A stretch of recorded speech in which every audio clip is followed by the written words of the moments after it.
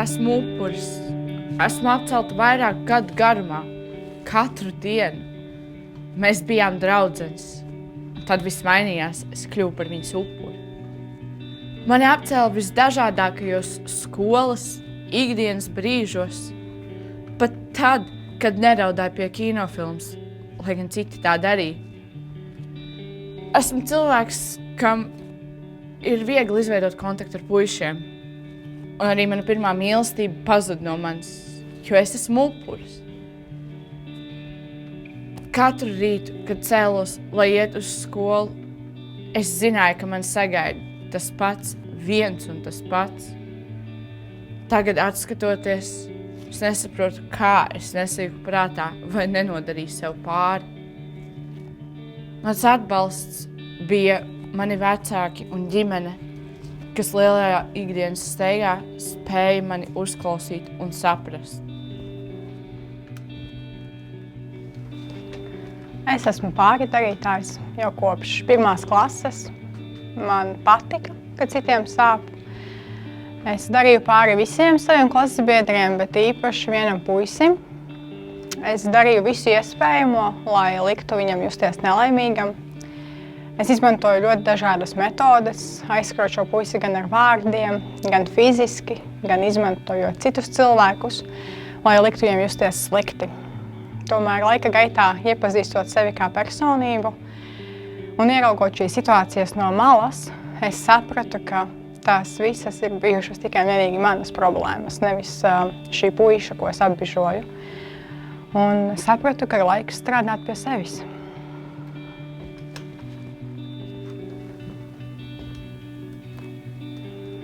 Es esmu vērotājs.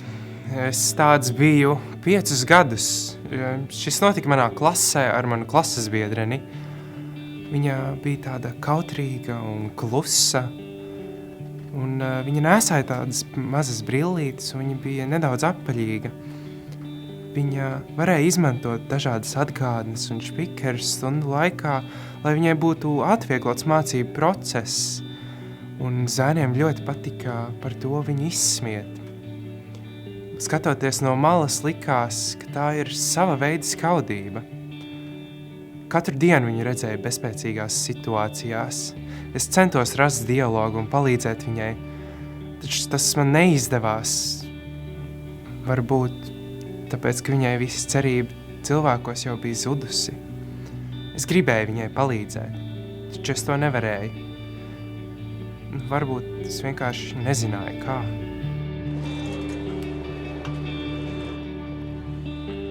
Tas, par ko jūs runājat, tā ir ņirgāšanās.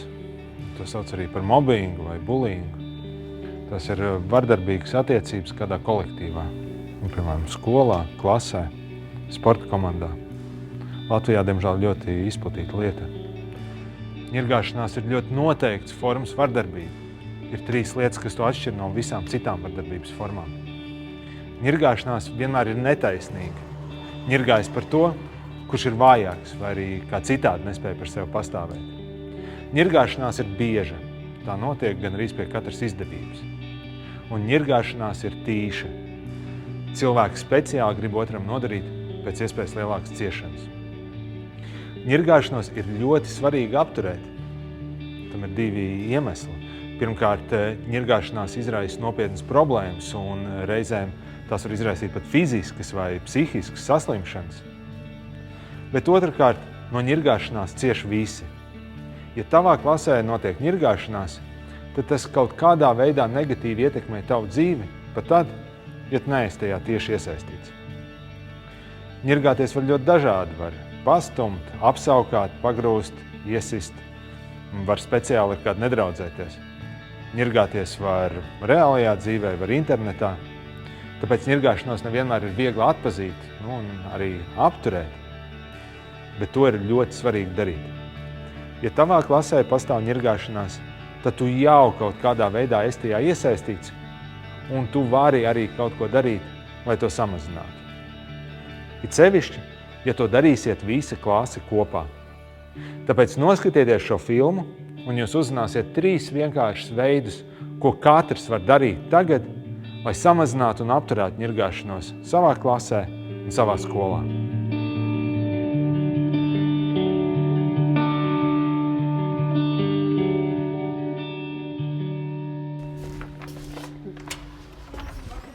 Labrīt, Evī. Sveiciens meitenēm. Labdien. Puiši, palodzes. Man tās rokas jūka, es nesaprotu. Jā, Tā kā secības vispār nesaprotu. Jā, čau. Beigas nebija arī citādējā. Oh, Jā, bet tikai tas sākums. neko es skolā teikt, tā es nevaru runāt, man stunda.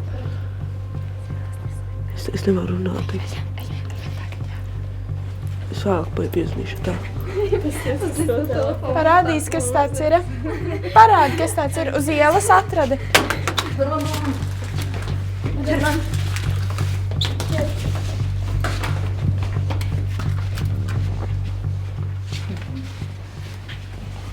Es redzēju, kas tur notika. Tā kā es izskatījos pēc nirgāšanas. Man vienalga. Nu, varētu likties, ka vienalga, bet tā ir ļoti nopietna lieta, un tā liek tev visticamāk justies ļoti slikti. Padomāsim, ko par to var darīt. Labi? Jā. Un droši vien atnāc, varbūt apsēdīsimies tur uz brītiņu. Droši vien var likties, ka no tā nav nekāda jēga, varbūt jau es kaut ko mēģinājis un tas nav strādājis, bet mēs kopā noteikti varam kaut ko izdomāt. Un, ir tādas 3 vienkāršas lietas, kuras tev noteikti būtu vērts pamēģināt. Un viņas viegli atcerēties pēc 3 burtiem A, T un A. Un pirmais burts ir A, tas nozīmē attiecības, tāpēc, ka, ja tu esi viens, tā kā tagad bija, piemēram, tad citiem ir vieglāk tev uzbrukt, vieglāk tev kaut kā nodarīt pāri. Bet vai tev ir kāds cilvēks, ar ko tev ir labākas attiecības klasē, piemēram? Nu, klasē es nevienam nepatīk, bet man draugs no paralēla klases Mārtiņš. Mēs viņu spēlējam video spēles. Nu ok, tad tev ir vismaz viens labs draugs skolā. Tas ir ļoti labi, un varbūt jūs ar Mārtiņu varat ne tikai spēlēt video spēles, bet jūs varat, piemēram, garajā starpbrīdī sēdēt kopā. Tad jūs uzreiz būsiet 2, un citiem jau būs daudz grūtāk jums kaut ko izdarīt. Ja? Bet otra lieta ir, mums ir svarīgi padomāt par tavu mentālo veselību, kā tev pašam liekas, kā tas, kas notiek, kāds tev ietekmē, kāds liek tev par to justies. Nezinu, dažreiz jūtos apmuļs, dažreiz dusmīgs. Un es vakaros baidos, jo es domāju par to, ka rīt man atkal būs jāiet uz skolu, jāstiek man klasabiedri, kas atkal ir mēģināt man darīt pāri. Es nevaru aizmigt. Šis ir baigi slikti, ja tu neizgulies, tu atnāc uz skolu, un tu jau jūties slikti, jūties noguris, droši vien arī grūti koncentrēties mācībām. Mums noteikti vajadzētu padomāt, kas ir kaut kādas lietas, kas tev varētu palīdzēt drusku nomierināties. Vai tu zini kādas tehnikas, un tāpēc otrs burts nozīmē ir tētis, nozīmē tehnikas, tas tehnikas, kas palīdz aiziet gulēt, kas palīdz justies drusku mierīgāk, vai tu zini kādas no tām? Nezinu. Okay. Ir tāda pirmās psiholoģiskās palīdzības rokas grāmata, un ja tev tāda vēl nav, tu vari pajautāt skolotāju vai skolas psihologam, sociālam pedagogam, var internetā atrast. Tur ir tādi elpošanas vingrinājumi, viņi ir ļoti vienkārši, bet viņi ir super efektīvi. Un viņi tev palīdzēs justies drusku mierīgākam, palīdzēs aiziet gulēt, lai vienkārši nākamajā dienā jūties nedaudz normālāk un arī spēcīgāks drusku. Ja? Bet trešā lieta ir vissvarīgākā, tā ir A-burts, ātra rīcība. Tāpēc, par šo ļoti ātri vajadzētu kādam uzzināt. Kādam pieaugušiem. Tas var būt jebkurš pieaugušais, kuram tu uzticies. Kāds ģimenē, mamma, tētis, varbūt skolotājs, kāds radinieks, ja? Jebkurš. Bet noteikti par to jāizstāsta un arī jānosūta sarkanais signāls, lai tev skola zinātu, kas notiek, lai viņi var tev palīdzēt. Vai tu zini, kā tavā skolā darbojās? Sarkanais signāls. Ne? Tavā klasē vajadzētu būt plakātam pie sienas, kurš ir uzrakstīts, kā var nosūtīt sarkano signālu. Bet tu vari arī pajautāt skolotāju, kā to izdarīt. Ja tad skola zinās un tev varēs pieslēgties un kaut ko darīt par to. Es zinu, ņirgāšanās tā ir ļoti, ļoti smaga lieta, bet pats svarīgākais ir tas, ka tu neesi tajā viens. Mēs esam šeit, skola ir šeit, lai tev palīdzētu.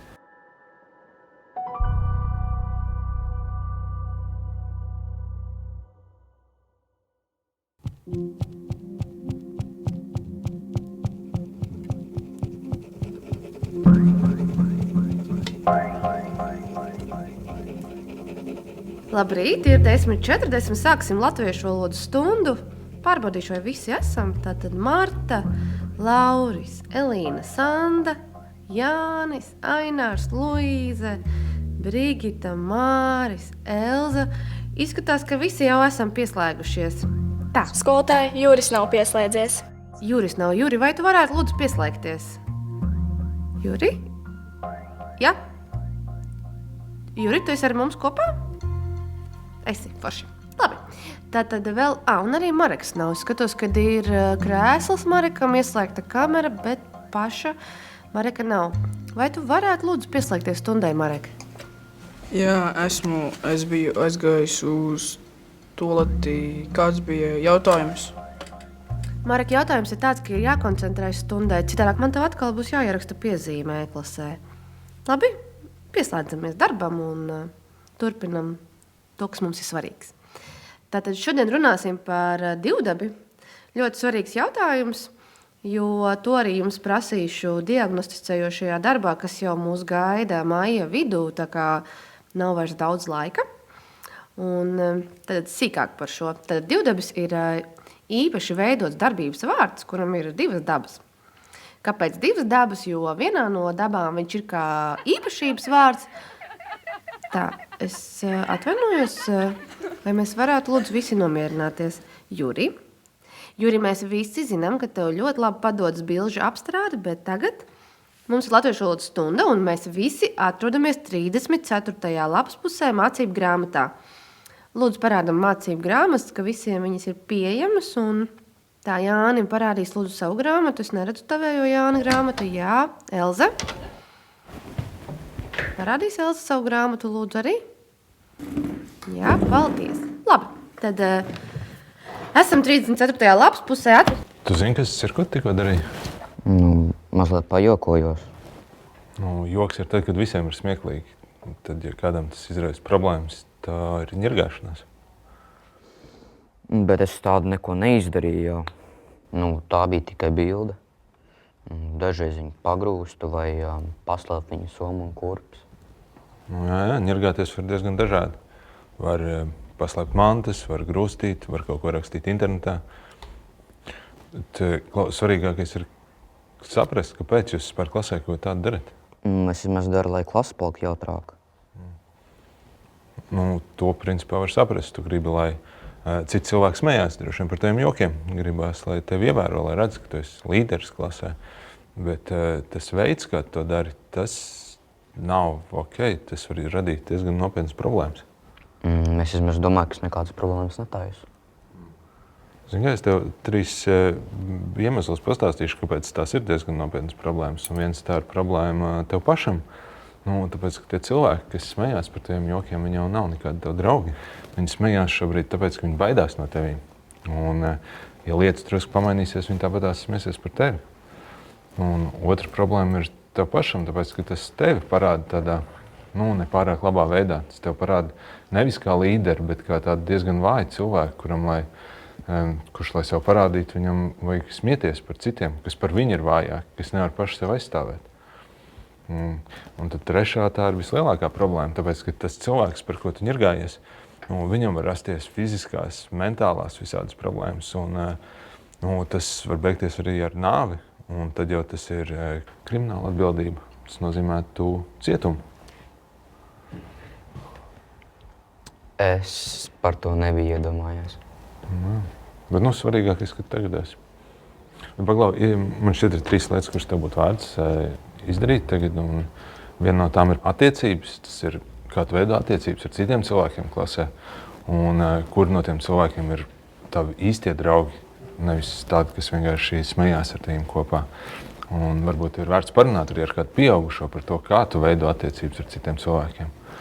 Un otra lieta ir tehnikas. Ir daudz dažādu veidu, kā sevi parādīt, kā līderi. Arī varbūt kā tu vari sevi kontrolēt drusku labāk stundās. Un trešā lieta ir ātra rīcība. Un man šķiet, tev būtu vērts rīkoties ātri, kamēr nesanāk vēl kaut kādas problēmas. Un tu esi tas cilvēks tagad klasē, kurš to ņirgāšanos var apturēt. Tu vari nevis darīt pāri un tur pazemot vājāko, bet tieši otrādi viņu aizstāvēt. Jo tas ir tas, ko dara līderi, un tad arī tevi varēs respektēt par to. Labi, es to pamēģināšu. Pamēģini.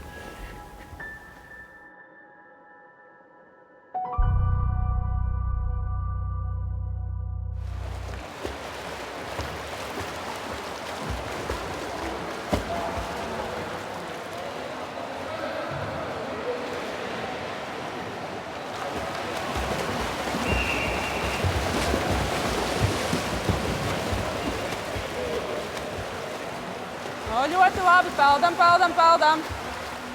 Jā. Ļoti labi.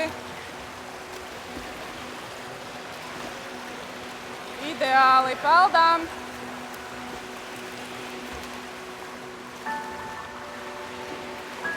Nu, pēdējie metri. Aiziet, aiziet, aiziet. Nu, viens tur bišķiņ ātrāk. Finiš.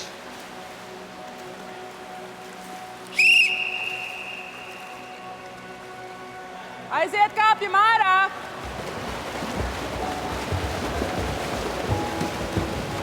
Kāpjam.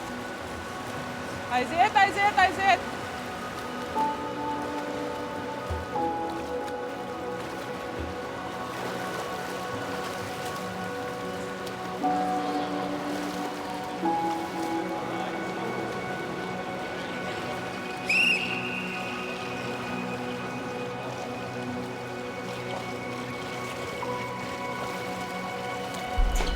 Sagaid! Au! Opa! Au! Sveiks, Matīsiņ! Peldiņš pazaudēja! 299, pai malā! 299, pai malā! Vai malā! Pai malā! Au! Saņem! Tāds maz meitenīši.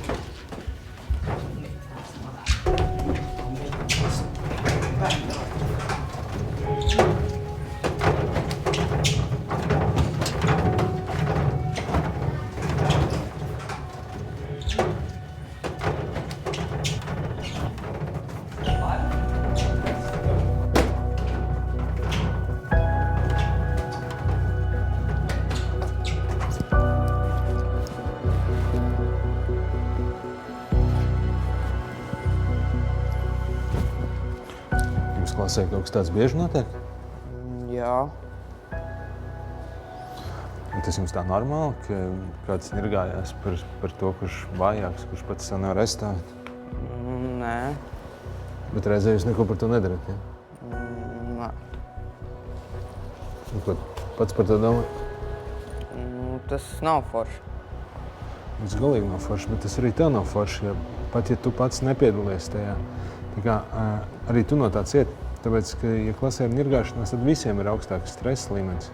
Tā kā tu nekad nevari zināt, kad kāds var sākt nirgāties par tevi. Un otrs, tas vienkārši nav godīgi. Ja mums klasē nirgājas par kādu, kurš ir vājāks, kurš nevar sev aizstāvēt, visi to redz, bet neviens neko nedara. Un ko tad mēs tur varam darīt? Jūs kā reiz varat visvairāk darīt, tāpēc, ka jums klasē ir labas attiecības, un jūs esat daudzi. Tas nozīmē, ka jums ir spēks. Jūs varat sanākt kopā, izdomāt, mēs negribam mūsu klasē nirgāšanos. Vai jūs varat kaut kādas tehnikas iemācīties, kā runāt ar to cilvēku, kurš nirgājās par citiem? Ja, kas ir tas, ko jūs varat viņam teikt? Vai pirmo psiholoģisko palīdzību, tāpēc, ka jums jāpalīdz tam, par kuru nirgājās. Viņam ir slikti, jums kā klasē viņš jāatbalsta. Un galvenais vajag rīkoties ātri, nevajag gaidīt. Un tas nav jādara vienam pašam. Jūs ejat visi kopā, aiziet pie kāda pieaugušā, izstāstīt par to. Vai nosūtat sarkanos signājumus, skolā kaut kas tāds ir. Ja? Jūs no malā stāvētājiem jūs varat kļūt par novērsējiem. Sarunājam tā, aiziet parunājies ar klases biedriem par to, ko mēs izrunājam. Ja? Un, ja gadījumā vajag kaut kādu palīdzību, kaut kādas idejas, un tā droši atnāc, visi izrunāsim. Labi? Labi.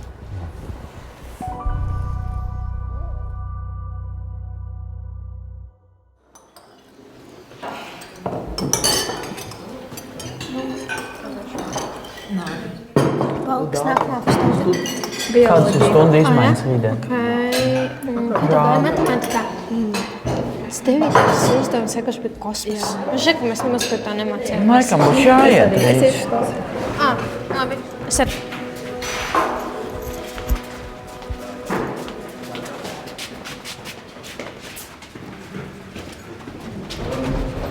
Iedod angli norakstīt. Man nav. Vai iedod? Man nav. Pēdējo reizi apsolu. Izbeidz, Elza, man nav. Tas tev grūti iedot angli norakstīt. Taču izbeidz. Pēdējo reizi apsolu. Es teicu, ka man nav.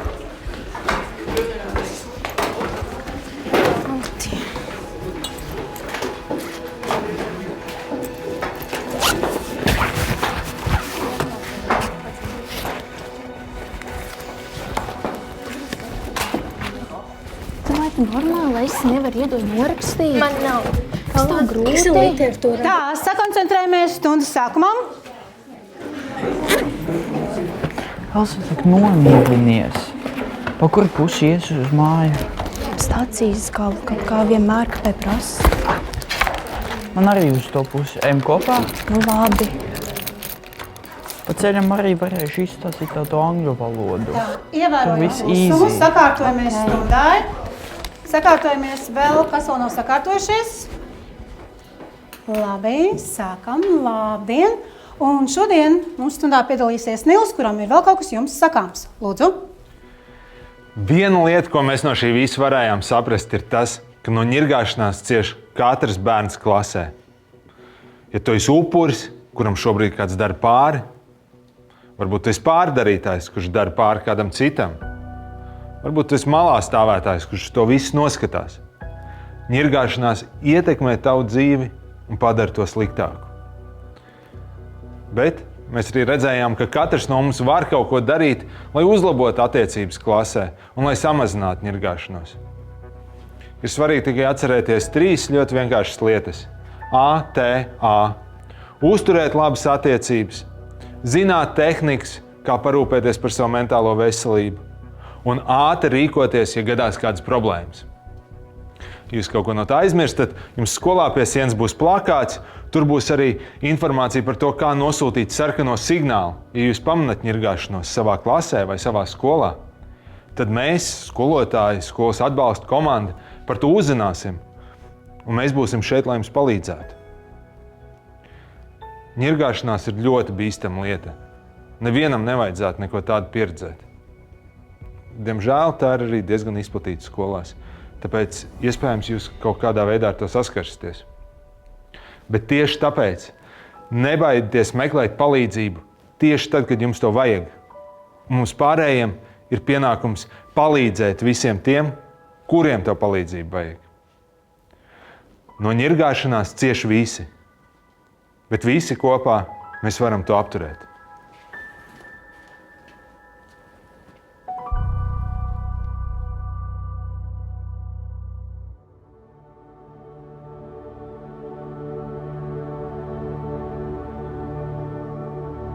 Thank you.